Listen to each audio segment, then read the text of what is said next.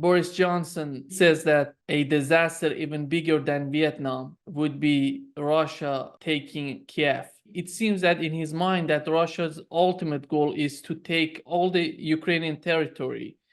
And in your opinion, is that a correct assumption on their part? Is Russia willing to take all of Ukraine, or is that viable? Because it doesn't seem that so far Russia didn't do anything to take all of the Ukraine. And it would be problematic for Russia to take the western part of Ukraine that are not simply Russian. They don't feel Russian. I think the first thing I'd say is that I've come to the conclusion that English prime ministers, present or post, are morons these days. Second, that Boris Johnson's analogy is just, it's insane. Vietnam is a successful country today of some 80 plus million people doing well. Thank you very much. No thanks to the United States, except indirectly, maybe we may have done something to fire them up a little bit. But Vietnam is doing, what is he comparing it to Vietnam for? What was Vietnam? Vietnam was a strategic mistake of the first order by the United States of America and by all of its allies by coming in, including Australia and Korea. So preposterous statement. Let's just discount Boris Johnson for a moment. But your point about Russia not wanting all of Ukraine is a valid point. Guerrilla warfare forever.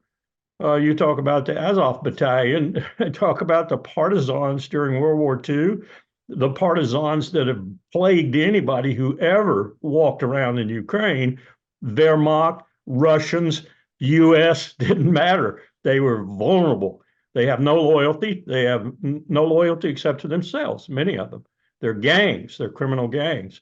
I wouldn't want that, not if I were Vladimir Putin, and I'm pretty sure he doesn't want it. But remember what I talked about earlier about the dynamics of war.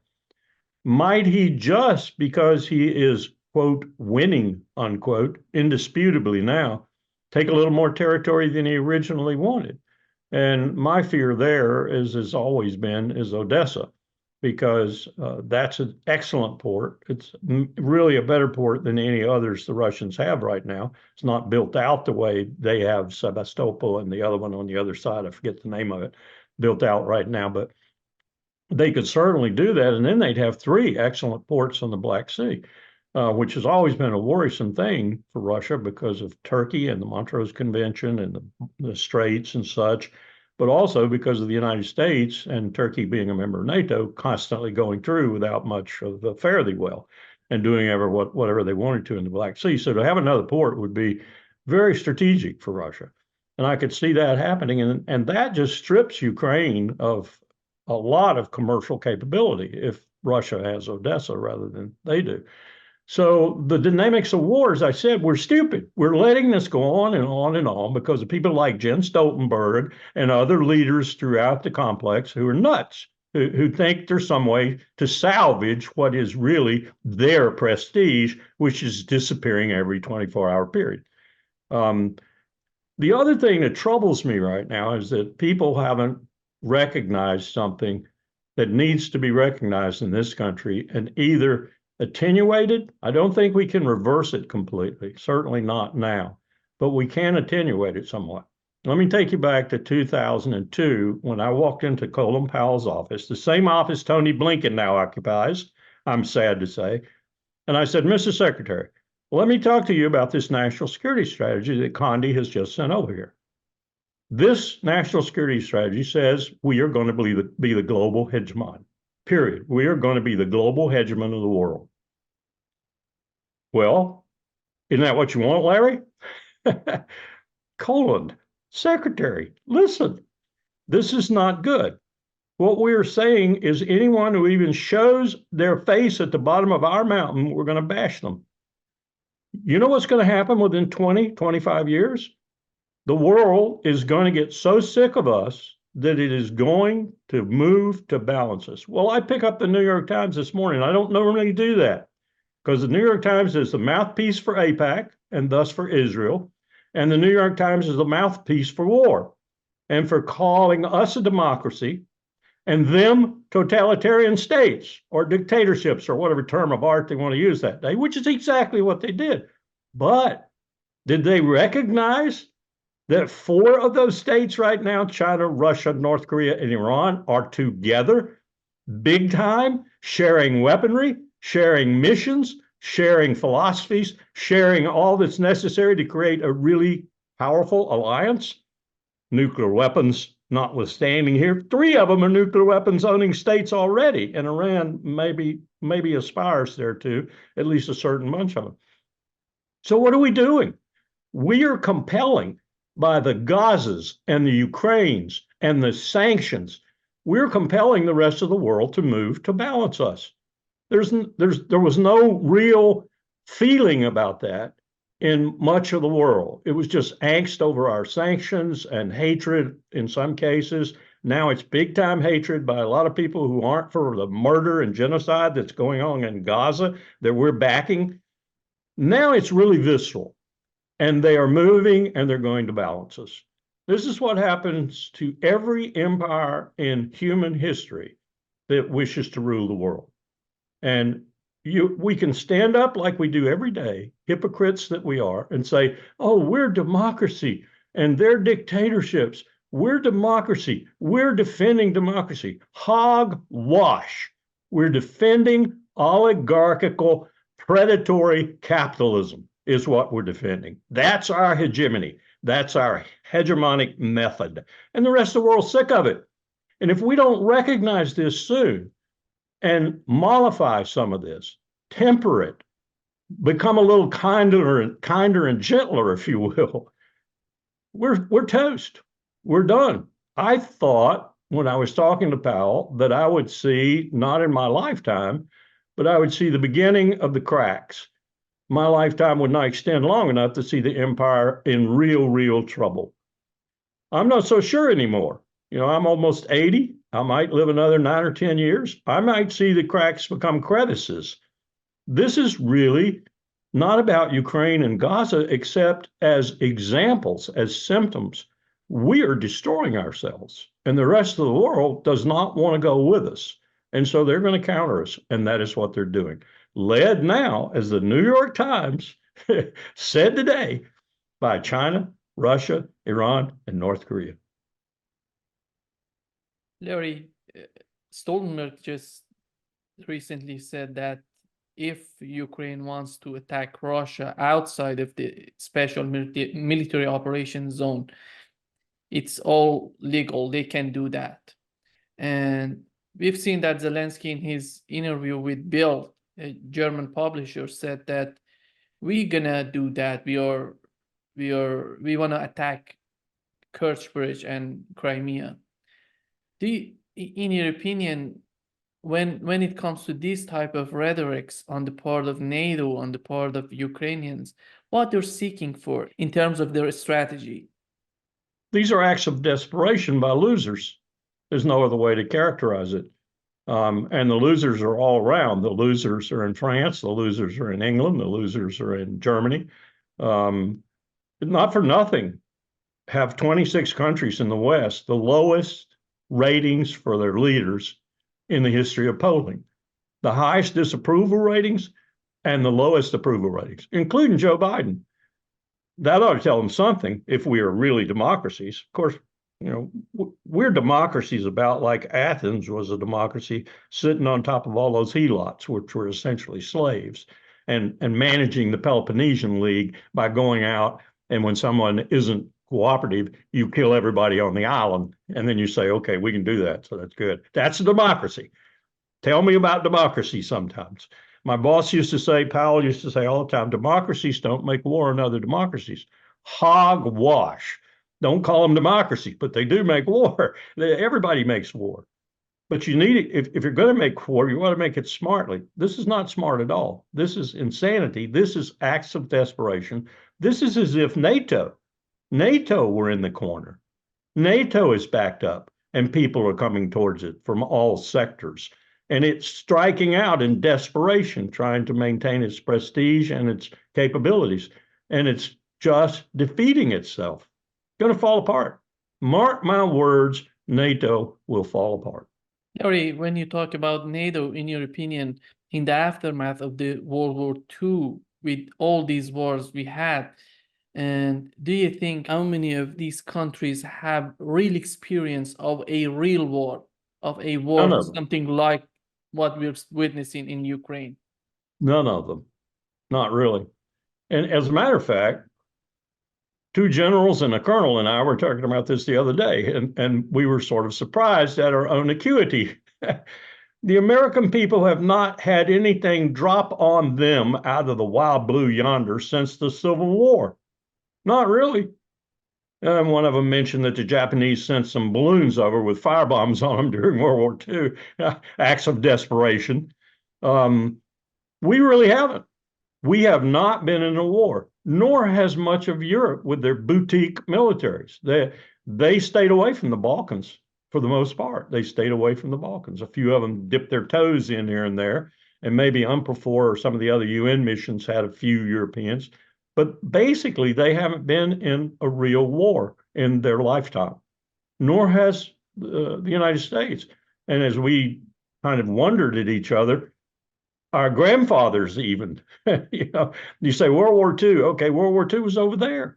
We're talking about on our territory. We're talking about bombs dropping on your home like they're dropping on Gazan homes today.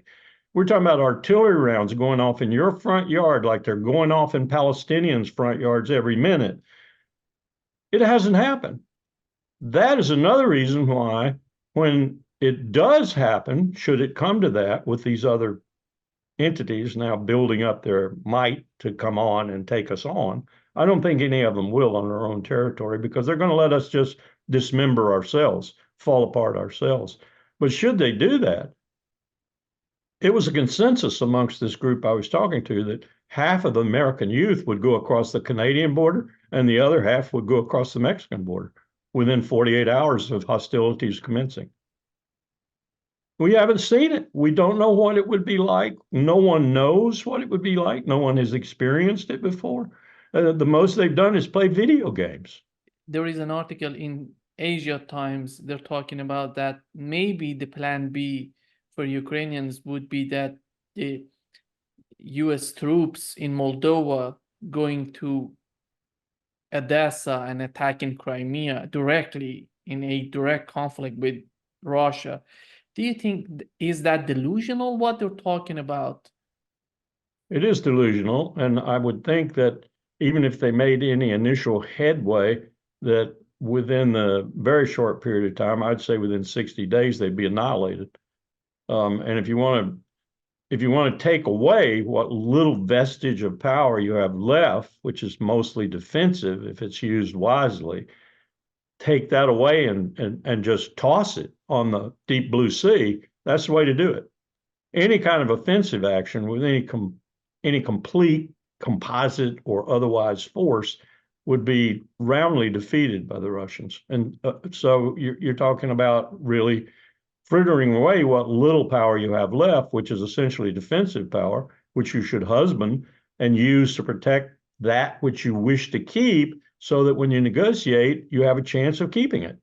Whenever we hear people are talking about the direct confrontation between Russia and NATO, the question comes to my mind is, what's the importance of Ukraine in the current situation to have a direct war between NATO and Russia? And we know if something happens between NATO and Russia, China, Iran, North Korea, all these countries would be in. Belarus, we're gonna have a mess. We're gonna have a World War III. All you have to do is go back to look at 1913, 1914, go back and look at 1933 to 1936, and then 36 to 38. And you see how what you just described can happen. I mean, it's not rocket science to figure out that humans are stupid. And at times in our history, we've been fundamentally stupid. Stupid meaning not dumb, stupid Latin, seeking after that which is unwise. We've done that so many times that history is replete with it. When I say us, the West, the East, the North, the South. Look at your own continent where you've had the wars between Chile and Argentina, for example, that now seem to have attenuated and stopped somewhat, so that you don't have these constant border skirmishes, and maybe you have some customs problems. But people are just dumb sometimes, and even stupid.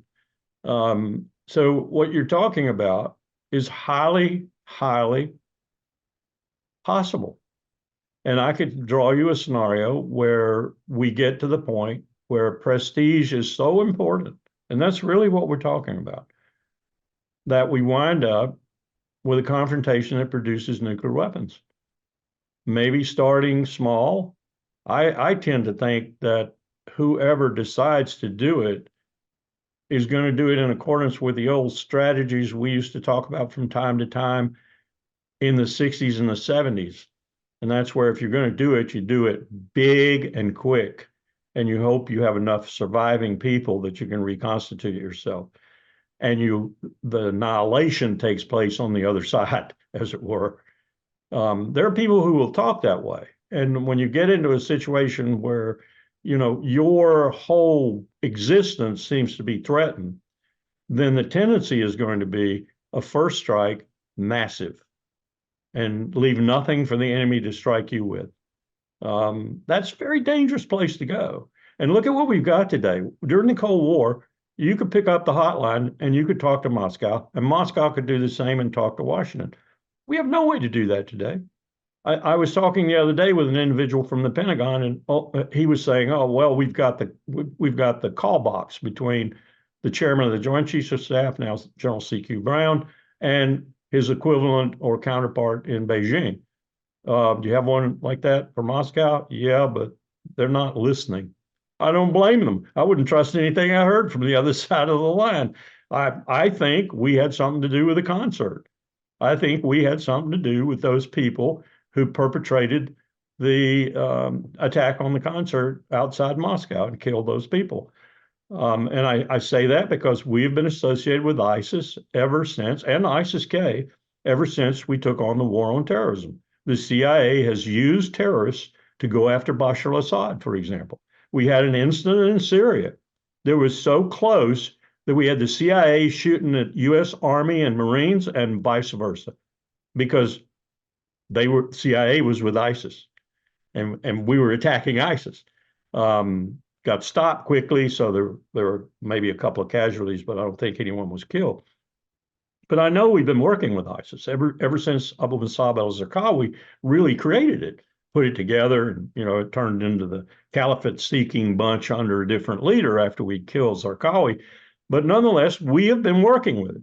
So that's the kind of thing you do. Nord Stream, this possible attack on the concert, aided and abetted by the CIA.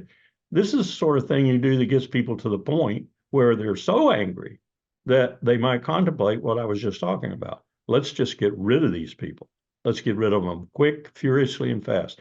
And oh, by the way, Russia has the total greatest number of nuclear warheads on the face of the earth.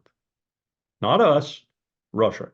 Behind this terrorist attack in Moscow, if there were CIA or MI6 behind this type of activities, do you think they did it because Ukrainians wanted them to do, because they are so right now on the battlefield? We know that they couldn't achieve any valuable result on the battlefield. That's why they're asking for it. How do you see these interactions? I could see a scenario something like this. Victoria Nuland was at the end of her tether. And what I've noticed since I left government, but what I saw happening in government and studied in Ronald Reagan's second administration with the Contras, the Sandinistas and the Contras, and the battle between them and our support for the Contras, we turned clandestine operations over to a director or the deputy or even the national security advisor. Normally we stay away from the national security advisor because he or she's got so much to do with the president directly. And what they're doing is they're distancing the president from the covert op. Think Allen Dulles and all the things Allen Dulles did that Dwight Eisenhower knew nothing about. And it wasn't because Eisenhower didn't want to know anything. It was because he didn't want to know anything. He would say, go do it, but don't tell me about it. Well, that's become a practice today. And so you detail it to a senior director or whatever on the National Security Council. National Security Council becomes operational. Think Oliver North and Poindexter, who happened to be the NSA at that time, National Security Advisor. They were involved in running the Contras on the ground in Honduras. I think Victoria Nuland was involved in running CIA ops in Ukraine and against Russia. So think of this for a second. Her parting shot, as it were, is hiring a few ISIS and getting them pointed in the right direction. I don't know that for a fact, but I would not be surprised at all if that were what happened.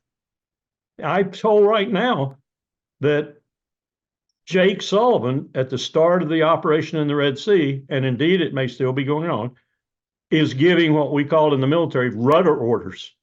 Jake Sullivan, the National Security Advisor, not even in the chain of command, not even in the statutory, congressionally approved chain of command for any kind of military operation, paramilitary, CIA, actual military, not in the chain of command, is giving rudder orders to admirals in the Red Sea.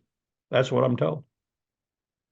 This is very dangerous stuff, taking all of these kinetic actions out of the statutory chain. Bad enough there, but at least there's some congressional oversight of that statutory chain of command and moving it out into the non-statutory chain. That's very dangerous. It's what got Ronald Reagan almost impeached over Iran-Contra. We know that Germans sent a group of soldiers to Lithuania, and at the same time you hear NATO and Zelensky are talking about attacking Russia.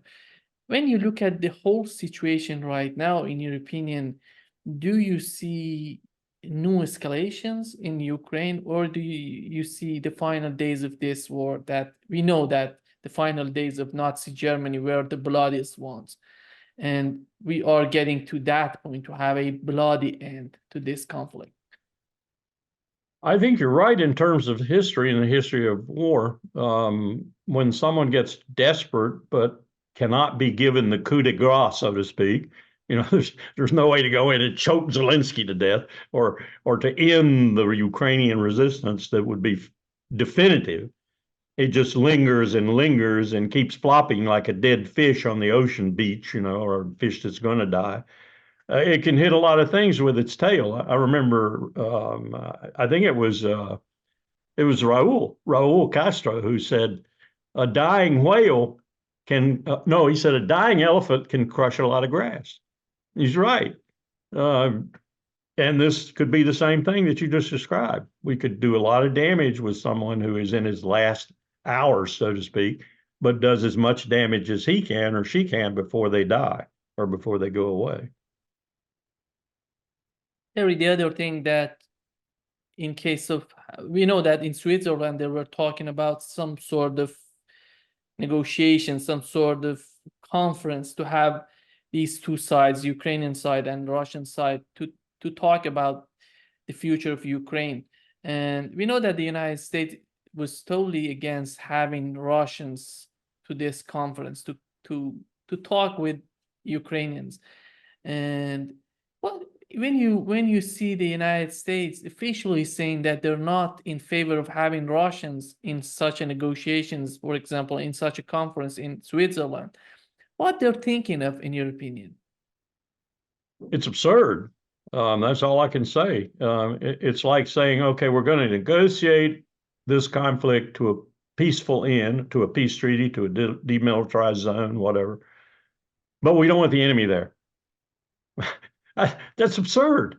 How do you negotiate the end of a conflict when you don't even have the enemy that you're in the conflict with at the table, especially if that enemy is victorious? How do you do it?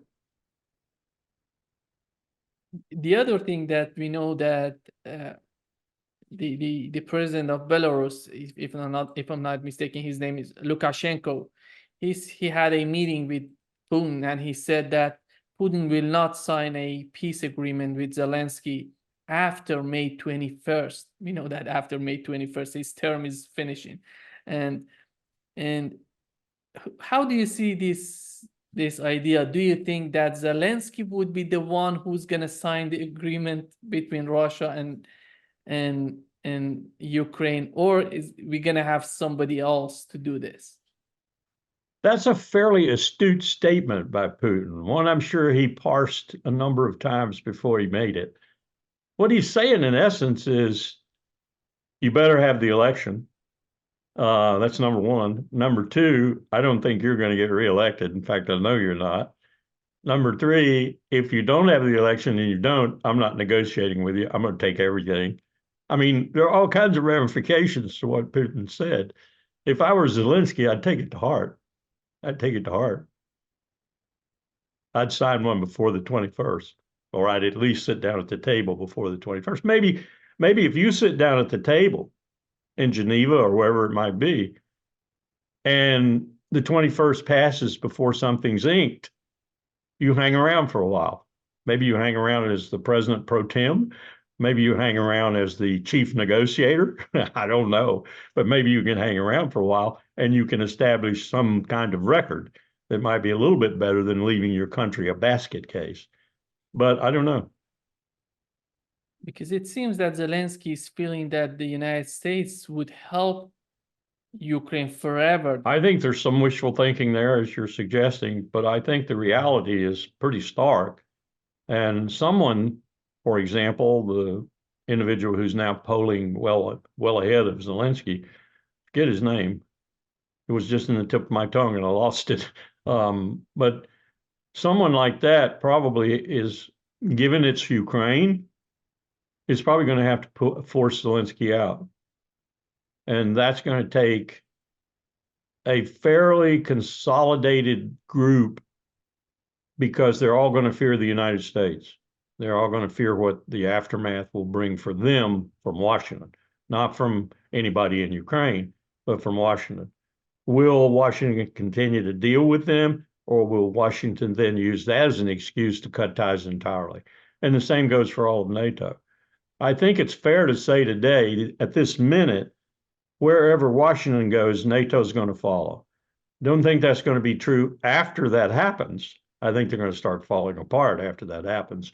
But right now, I think NATO would be fairly solid in following Washington in whatever lead Washington provided, should a new leader take over. And if Biden were smart, even if it's before he's reelected, if he were smart, he would pick up on that instantly and talk to the gentleman or gentle lady and work out a deal and go with a solid front to negotiations. If Putin will accept that, he's got the upper hand now. If he wants to set the parameters and therefore foul the prospect of even going at all, he can do it. Takes two to tango. And frankly, we have put Putin in a position where he might just not want to dance.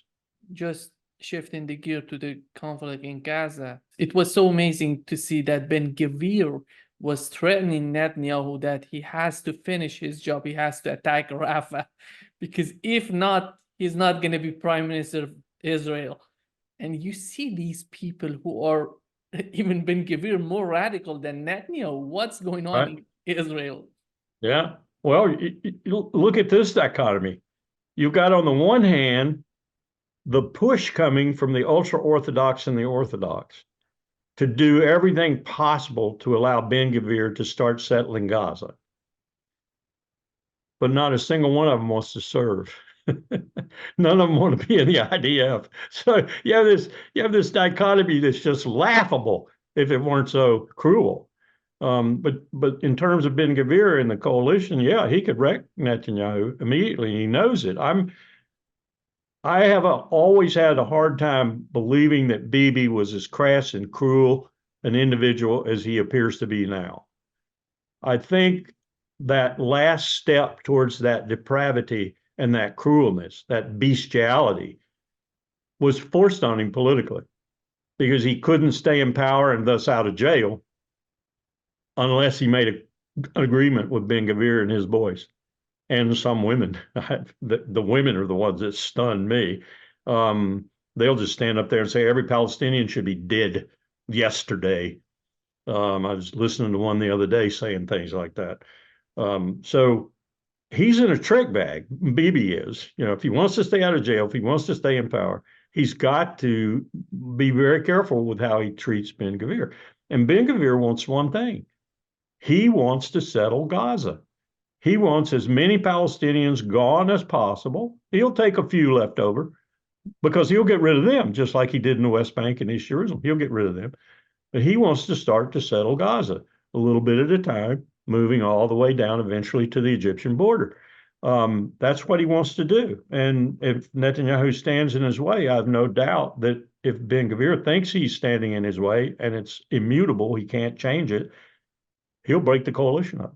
It seems to me that Netanyahu sees this attack on Rafah as his final chance of having some sort of honor to be the prime minister of Israel.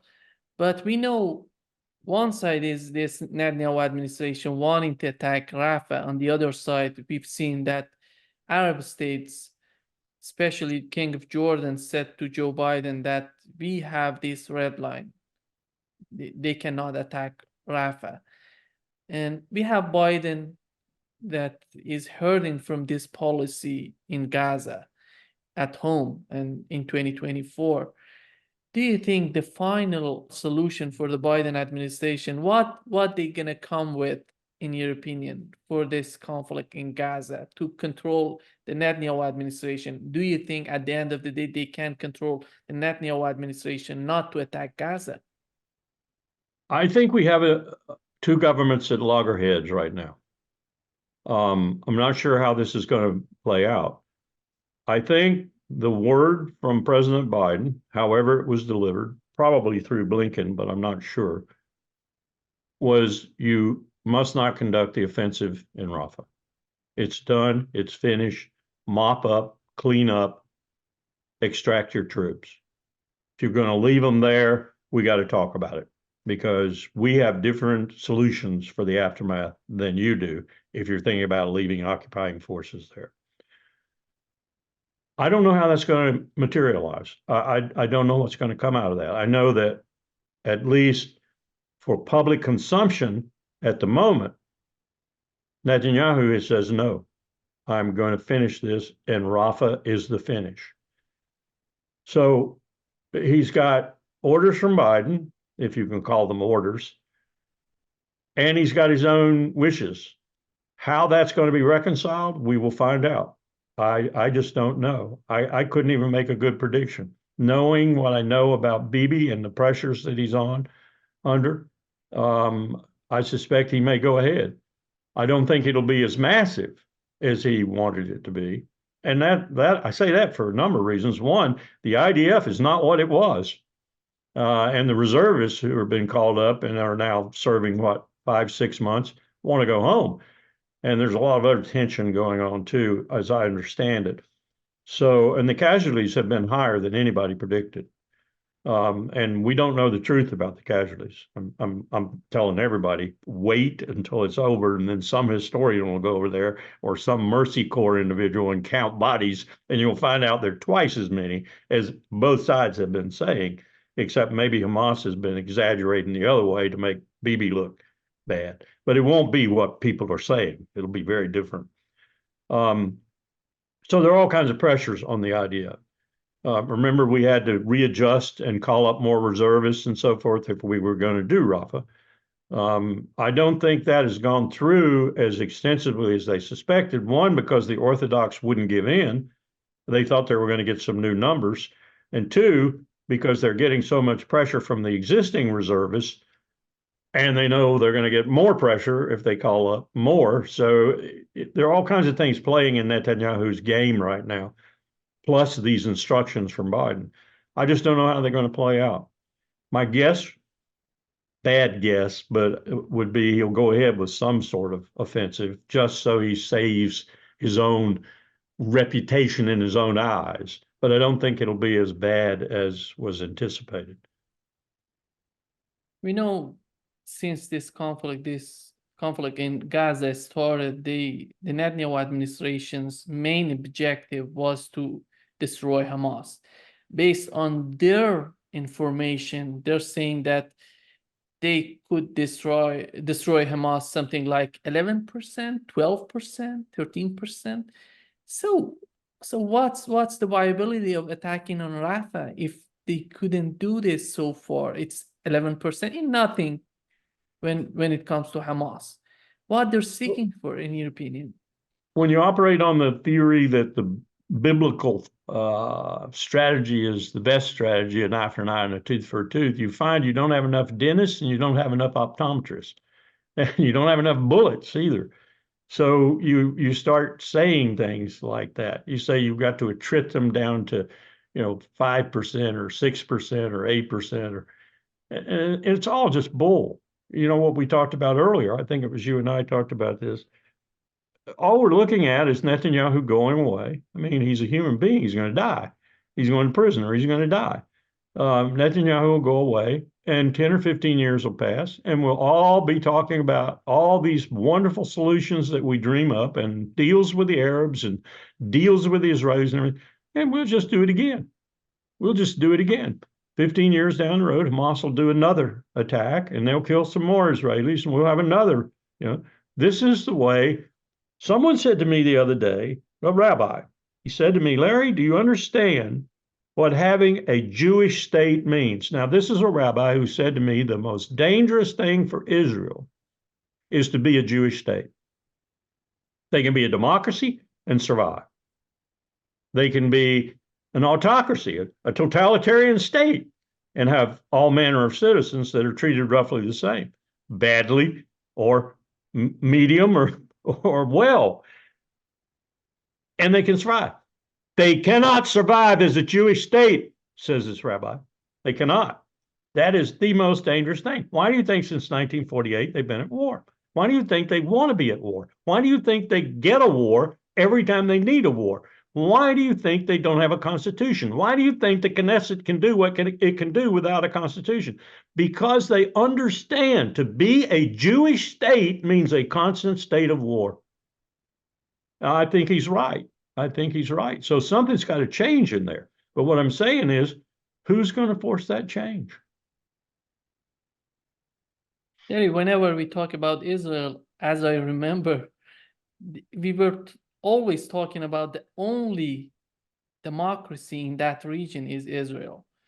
And I don't know if you watch this interview of Tucker Carlson with one of the priests from Israel, a Christian, and he said that the picture he's giving us of how Israelis are treating Christians in Israel, that was unbelievable, how he's describing the situation for Christians. Absolutely. Yeah, in 2002, I think Powell had just gone to Ramallah to meet with Arafat. And lo and behold, in my office shows up an emissary from the Catholic or Greek Orthodox. I can't remember which one, but one of the bishops from Jerusalem.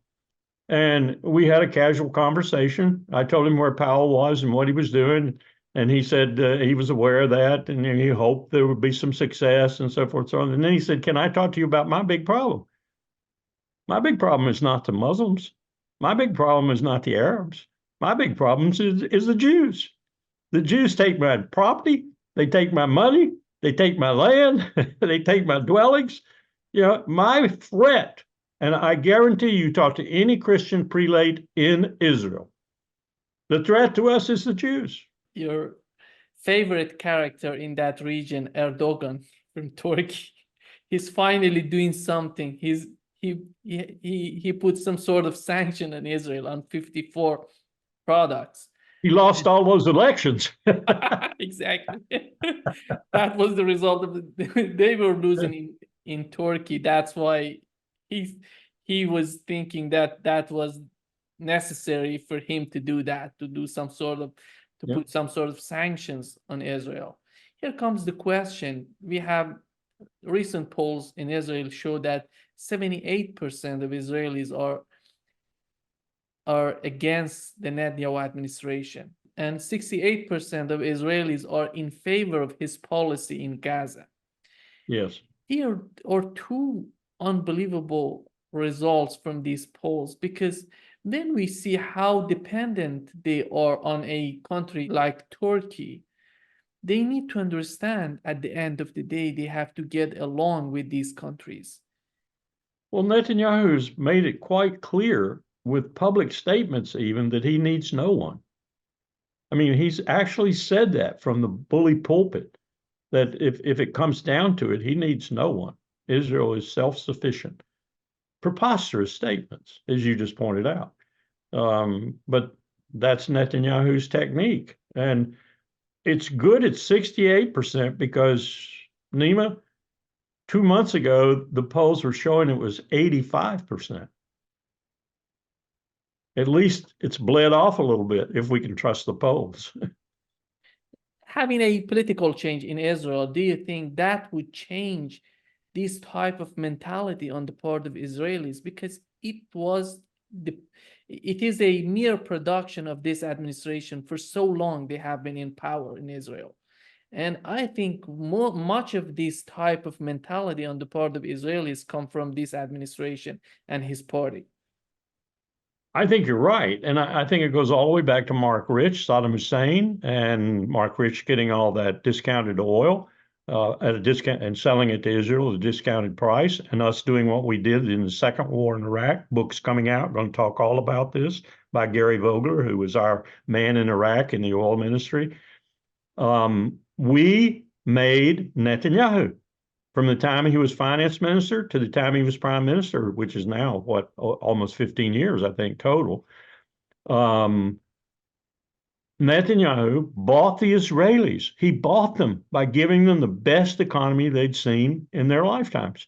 And he did it primarily with this discounted oil. And Bill Clinton pardoned this criminal, Mark Rich, as his last ignominious act in office. I mean, he was in jail. And Bill Clinton pardoned him. Bill Clinton knew what he'd done for him, too, and for AIPAC and all the people who gave money to Bill Clinton and Hillary Clinton's campaigns. This is a nefarious deal that's been going on for a long time. And Netanyahu's concrete hold on power, if you will, was with the Israeli citizens, was this economic success he brought them. They were rolling in coin, and there were no terrorists in their discos, and so they bought it. Benny Gantz bought it. The whole Likud complex bought it. Now to get out of that, there's no alternative political position or party. To get out of that would take a dynamite underneath Likud. So they've sealed their own coffin to a certain extent. They're in that coffin, and now they got to ride it into the grave. And God help us. I hope they do ride it into the grave.